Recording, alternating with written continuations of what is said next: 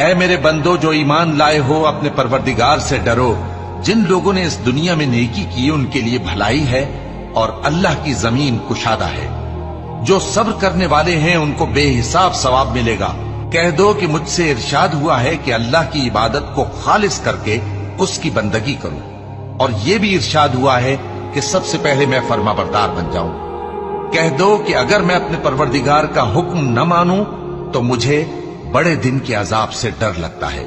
کہہ دو کہ میں اپنے دین کو شرک سے خالص کر کے اللہ ہی کی عبادت کرتا ہوں، اب تم اس کے سوا جس کی چاہو پرستش کرو۔ کہہ دو کہ نقصان اٹھانے والے تو وہی لوگ ہیں جنہوں نے قیامت کے دن اپنے آپ کو اور اپنے گھر والوں کو نقصان میں ڈالا۔ دیکھو یہی سراسر نقصان ہے۔ ان کے اوپر آگ کے سائبان ہوں گے اور نیچے اسی کے فرش ہوں گے۔